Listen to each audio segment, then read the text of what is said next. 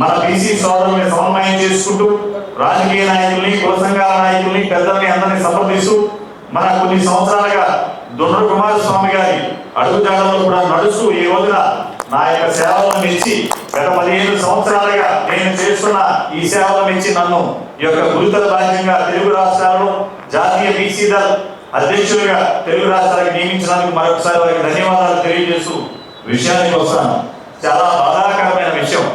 భారతదేశం ఎక్కడికో ప్రపంచ దేశాలతో పోటీ పడుతుందని మనం చప్పట్లు కొడుతున్నాం, గర్వపడుతున్నాం. కానీ అంతరిక్షంలో కూడా ప్రవేశించాం.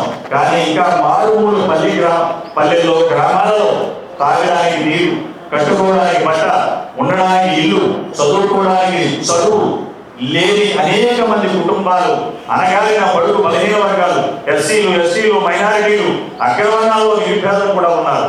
కానీ మనం సర్జికల్ స్ట్రైక్ చేసి అటు పాకిస్తాన్ మన శత్రు దేశాల మీద వెళ్ళి దాడి చేశామని చెప్పుకుంటున్నాం. కానీ ఒక పూటికి తిండి లేక, బట్ట కట్టుకోలేక, చదివించలేక ఉన్న అనగాలిన బీసీలు, ఎస్టీలకు రోజువారీ కూలి చేసుకుంటే కానీ గడవని బీసీలకు అన్నం పెట్టలేకపోతున్నందుకు నిజంగా మనం అందరూ బాధపడాలి. ఈ దేశంలో ఉన్నందుకు నిజంగా బాధపడాలి. ఎందుకంటే ఎప్పుడైనా ఒక దేశం బాగుపడాలన్నా అన్ని జాతులు, అన్ని సామాజిక వర్గాలను సమన్వయ పరుచుకున్నప్పుడే దేశం బాగుపడుతుంది.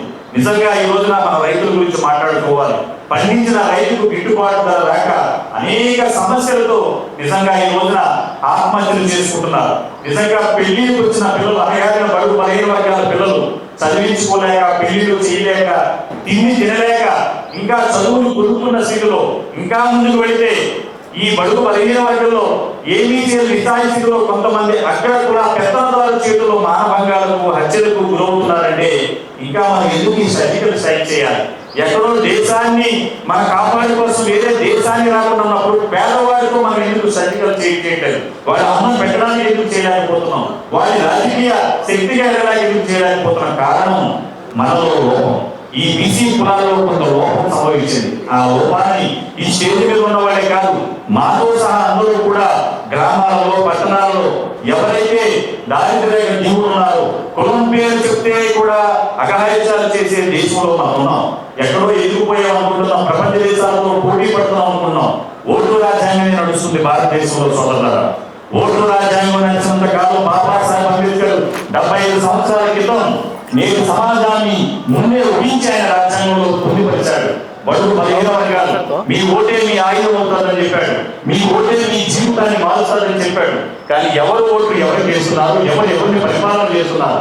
తెలుగు రాష్ట్రాల గురించే కాదు, యావత్ భారతదేశంలో జాతీయ బీసీ దళగా మేము ప్రశ్నిస్తున్నాం. ఎవరు ఓట్లు ఎవరు వేసుకుంటున్నారు, ఎవరిని పరిపాలన చేస్తున్నారు? ఇక్కడ మనం చంద్రబాబు గారిని తప్పుపట్టకల్లా, రేవంత్ రెడ్డి గారిని తప్పుపట్టకల్లా, నరేంద్ర మోడీ గారిని తప్పుపట్టకల్లా, ఓటు వేసే ఆయుధంలో మనం చేసే తప్పుల్ని మనం తప్పుపట్టుకోవాలి. మనం కరెక్ట్ చేసుకోకుండా నాకు డ్రైవింగ్ వస్తే సరిపోదు, అవతల వాడు నన్ను గుడ్డిన యాక్సిడెంట్ అవుతుంది. అలాగే నా ఓటుని నేను ఎవరికి వేస్తున్నాను, ఎవరు నాకు అన్నం పెడతారు, ఎవరు నాకు ఇల్లు కడతారు, ఎవరు నాకు చదువు చెప్తారు, ఎవరు ఈ దేశ పౌరుడిగా తలెత్తుకుని తిరుగుతాను అనే విధంగా ఏ నాయకుడైతే మనం చట్టసభలకు, రాష్ట్రాల్లో, మండలిలో కానీ, అసెంబ్లీలో కానీ, కేంద్రంలో, రాజ్యసభకు కానీ, లోక్సభకు కానీ మనం పంపించి మన పరిపాలన చేసుకుంటున్నామంటే మనం ఆలోచన చేయాలి.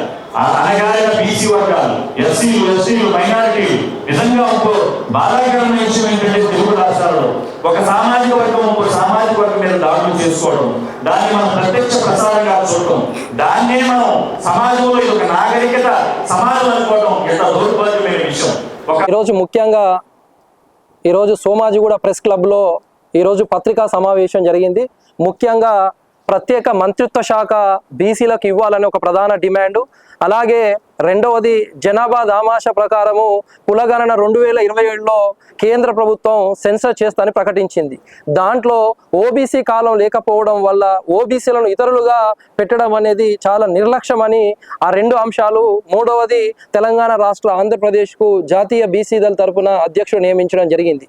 అయితే విషయానికి వస్తే ఒక్కసారి ఈరోజు నిజంగా కులాహంకారం ఏ విధంగా ఉందో ఒకసారి మాట్లాడుకోవాల్సిన సందర్భం వచ్చిందని తెలియజేస్తున్నాను. భారతీయ సమాజ నిర్మాణంలో చూసుకున్నట్లయితే మొదట వర్ణ వ్యవస్థ, తర్వాత కుల వ్యవస్థ కీలక పాత్ర పోషిస్తున్నది అనేది అందరికీ తెలిసిందే. కుల వ్యవస్థ వల్లనే అసమానతలు పెరిగాయి, సామాజిక న్యాయం బీసీలకు దూరమైంది. సామాజిక న్యాయం దూరం కావడం వల్ల దశాబ్దాలుగా చరిత్ర ఆరంభం నుంచి చరిత్ర పొడవునా బీసీలు హక్కుల కోసం, రిజర్వేషన్ల కోసం, సామాజిక న్యాయం కోసం, సాంఘిక విముక్తి కోసం పోరాటం చేస్తూనే ఉన్నారు.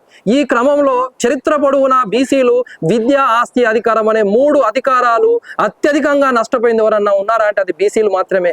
ఈ రోజు ఎంబీసీలు సంచార కులాలు, అర్ధ సంచార కులాలు అర్ధ బానిసలుగా బతుకుతున్నారంటే చరిత్ర ఏం చెబుతుందో ఒక్కసారి అర్థం చేసుకోండి.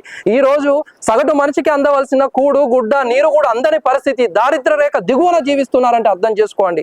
అదే ఆధిపత్య కులాలు, అదే సమయంలో ఆధిపత్య కులాలు ఈ రోజు రాజ్యాధికారంలో ముద్ర వేసుకొని, పాలనలో ముద్ర వేసుకొని, చరిత్రలో ముద్ర వేస్తూ ముందుకు పోతున్నారు. ఓవైపు అణచివేత, మరోవైపు వారు ఉండడం చాలా బాధాకరం. ఈ ప్రశ్న చైతన్యవంతుల్ని వెంబడిస్తుందని తెలియజేస్తున్నాను. ప్రజాస్వామ్య దేశంలో రాజ్యాంగం అందించింది డాక్టర్ అంబేద్కర్ గారు, అతిపెద్ద రాజ్యాంగం. సమాన అవకాశాలు, సమాన వాటా, సమాన భాగస్వామ్యం. మరి బీసీలకు ఉన్నదా అని సందర్భంగా నేను ప్రశ్నిస్తా ఉన్నాను. పోరాడితే పోయేది ఏమున్నది, బానిస సంఖ్యలు తప్ప అని కవి అన్నట్టుగా బీసీలందరూ ఐక్యంగా సంఘటితం కావాలి, మరియు ముఖ్యంగా సంఘటితమై రాజ్యాధికారం వైపు ముందుకు పోవాలి.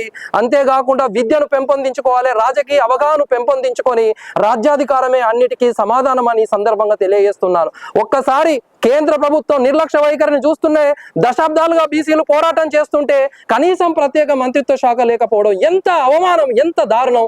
ఎస్సీలకు మంత్రిత్వ శాఖ ఉంది, ఎస్టీలకు మంత్రిత్వ శాఖ ఉంది, మరి బీసీలు ఏం తప్పు చేసిలని సందర్భంగా నేను ప్రశ్నిస్తా ఉన్నాను. దశాబ్దాలుగా పోరాటం చేసినా కూడా పార్లమెంటులో బీసీ బిల్లు పెట్టలేదు. ఎంత దారుణం, ఎంత అవమానం ఒకసారి అర్థం చేసుకోండి. అంతేకాదు వారికి అవసరమైతే రాత్రికి రాత్రి ఈడబ్ల్యూఎస్ పేరిట 8% లేనోళ్లకు 10% రిజర్వేషన్లు కల్పిస్తారు. అవసరమైతే రాజ్యాంగ సవరణ చేస్తారు. కానీ మా బీసీలకు మాత్రం సవరణ చేయరు. మేము బీసీలు కోరుకునేది మతపరమైన రాజకీయాలు కాదు, మేము కోరుకునేది సమాన అవకాశాలు, సమాన వాటా, సమాన భాగస్వామ్యం మాత్రమని సందర్భంగా తెలియజేస్తున్నాను. రానున్న రోజులలో పూర్ణచంద్రరావు లాంటి సార్ కావచ్చు, మిగతా వాళ్ళందరినీ కలుపుకొని అఖిలపక్ష సమావేశాలు ఏర్పాటు చేసి జాతీయ స్థాయిలో సంఘటితమైతాం, ఐక్యంగా పోరాడతాం. సామాజిక న్యాయం, సమానత్వం కోసం దేశ స్థాయిలో ఓ జాతీయ ఉద్యమాన్ని నిర్మించి అవసరమైతే అంబేద్కర్ కల్పించిన ఓటుతోనే మీ గద్దె కూడా దింపుతామని తెలియజేస్తున్నాను. అంతేకాదు ముఖ్యంగా సెన్సస్ 2027లో ఎస్సీలకు ఇంటి పెద్ద ఎవరు అంటే ఎస్సీ, ఎస్టీ, అలాగే ఓబీసీలకు లేకుండా ఇతరులు అని పెట్టారు. మరి దాంట్లో నీకు మొబైల్ ఉందా, ఇంటర్నెట్ ఉందా, ఎన్ని గదులు ఉన్నాయని ఇవన్నీ నిరూపించడం, కానీ సామాజికంగా నువ్వు వర్గానికి సంబంధించిన ఓబీసీ కాలం ఎందుకు పెట్టలేదు అని ఈ సందర్భంగా బీజేపీ నేను ప్రశ్నిస్తున్నాను. ఈడ మైకు పట్టుకుంటే అరవింద్ గారు కావచ్చు, ఈటల రాజేందర్ కావచ్చు, మరి లక్ష్మణ్ కావచ్చు, మరియు కిషన్ రెడ్డి కావచ్చు అద్భుతంగా మాటలు చెప్తారు. మరి బీసీలకు ఇప్పటి వరకు మీ పాలనలో ఏమైనా చేశారా అని సూటి ప్రశ్న అడుగుతున్నాను. చేసింది శూన్యం, ఏమీ లేదు. అవసరమైతే రోడ్ల మీదకి వస్తాం, మా హక్కులను మేము సాధించుకుంటామని ఖబర్దార్ అని ఈరోజు నేను కేంద్ర ప్రభుత్వాన్ని హెచ్చరిస్తా ఉన్నానని తెలియజేస్తున్నాను. థ్యాంక్ యూ అండి. జాతీయ బీసీ దళ అధ్యక్షులు దండు కుమారస్వామి గారు, అలాగే ఆంధ్ర తెలంగాణ బీసీ దళ అధ్యక్షులు సత్యనారాయణ గారు, టీవీవి సత్యనారాయణ గారు, మరి వారికి ఈ సందర్భంగా కంగ్రాచులేషన్స్. చాలా బీసీ సబ్జెక్ట్ అనేది ఈ దేశంలో సీరియస్ సబ్జెక్ట్. మనం ఎంతవరకు దేశంలో ఈ రాష్ట్రాల్లో మనం గమనించాం, స్వాతంత్ర్యోద్యమం తర్వాత స్వరాష్ట్ర ఉద్యమాలు జరిగాయి, హిందూ మతవాదాలు పేరున ఉద్యమాలు కానీ రాజకీయాలు కానీ నడుస్తూ ఉన్నాయి. అసలు రాజకీయం అంతా కులాల పరంగా జరుగుతున్నటువంటి అన్యాయం మీదనే ఇక నుంచి రాజకీయాలు ఉంటాయి ఈ దేశంలో, ఈ రాష్ట్రంలో. ఎందుకంటే ఈ నాయకులు ఎవరైతే ఇంతవరకు మనల్ని పాలించారో ఆ నాయకులు దేశాన్ని దోచుకున్నారు, ఇంకా దోచుకుంటున్నారు. తెల్లారు లేస్తే ఎవరన్నా పెద్ద నాయకుడురా అంటే ఈ దేశంలో, ఈ రాష్ట్రంలో బాగా దోచుకున్నాడనే అర్థం వస్తుంది. వాళ్ళ కులాలకు మేలు చేసేవాడు కానీ అర్థం వస్తుంది. బీసీ కులాలు కానీ, ఎస్సీ కులాలు కానీ, ఎస్టీ కులాలు కానీ, ముస్లింలకు కానీ ఈ దేశంలో తీవ్రమైన అన్యాయం జరుగుతుంది. జనాభా ఎక్కువ ఉండి కూడా అసెంబ్లీలో ఎమ్మెల్యేలు తక్కువ ఉన్న కులాలు బీసీ కులాలు, ముస్లిం కులాలు. జనాభా చాలా తక్కువ, ఎమ్మెల్యేలు ఎక్కువ. మన తెలంగాణలో కమ్మారెడ్డి వెలము వాళ్ళు ఉన్నదే 100కి 5. కానీ మరి ఈ రోజున తెలంగాణ అసెంబ్లీలో 60 మంది ఉన్నారు.